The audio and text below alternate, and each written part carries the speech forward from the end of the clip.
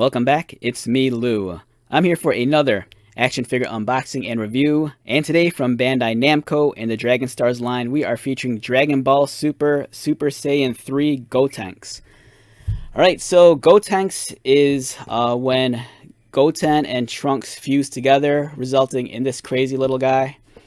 Every time I look at him, I always think of Gold Sonic the Hedgehog, just because of all the crazy hair he has in the back. Here's some beautiful character artwork over here, and on the back we have other figures from Series 11 and Series 12. We have Super Saiyan 2 Gohan, we have Blue Gogeta, we have Majin Buu, we have 18, we have Broly from Super, and we have Super Saiyan 3 Gotenks, which we're looking at right here.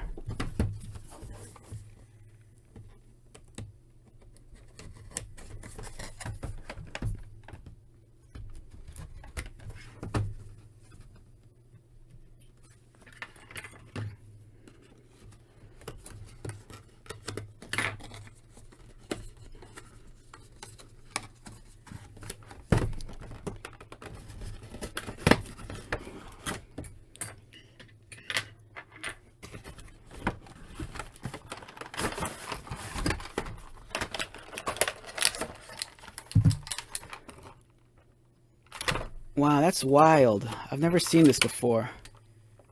Alright, so, it's crazy. So with this figure, alright, generally you get the cardboard insert, and it's normally just a generic image, you know, like something sparking or something.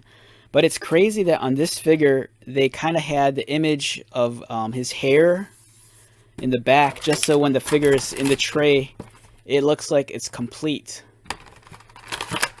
It's wild that they thought of that. That's really, that's really crazy.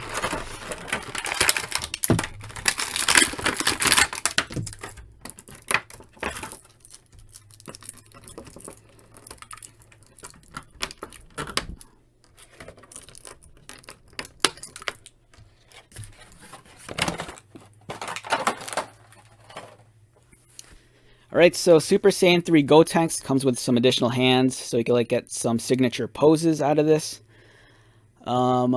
Here are the options. You have the pointed finger and some open palms.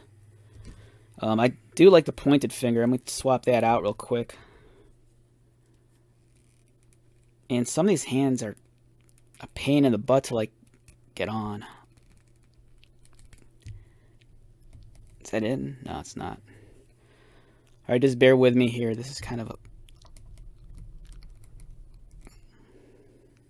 Alright, I think that's in. Okay. Sometimes when you pop the hands on, you get that satisfying, like, pop. But this one is just... it wasn't there. And let's get the open palm and the other one. I like the open palms because they're more expressive. And for me, they kind of convey, like, more emotion and the characters a little bit more. Especially when they're doing their energy blasts. Or I think it's on. Alright, there you go. And these hands are small, you don't want to lose them. Alright, let's... So, for Gotenks' hair, here it is. There's a giant socket in the back, and then there's a peg on the back of his head.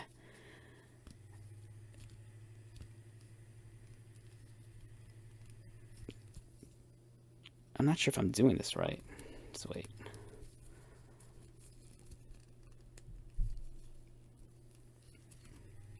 It doesn't want to plug in. Oh, that's going to be unfortunate. Just wait.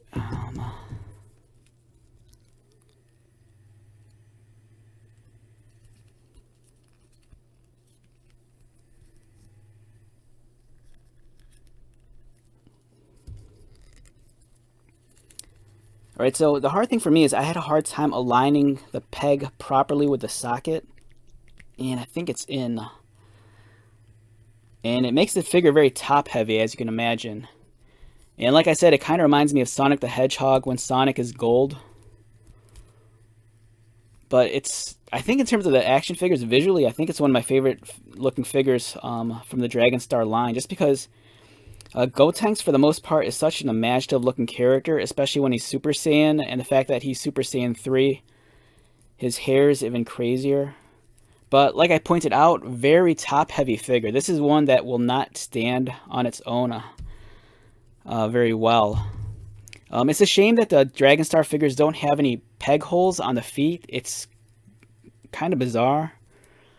The sculpting on this figure is fantastic. I love the facial expression. He kind of has the puckered lips, the furrowed brow, and that look in his eyes. The crazy hair is the icing on the cake. It's wild. He has the vest. You know, the long ribbons on the belt. Nice folds on his pants. It's a fun looking figure. This is, for me, a very standout piece, especially because of the size of the hair. I can't get enough of this. It looks crazy.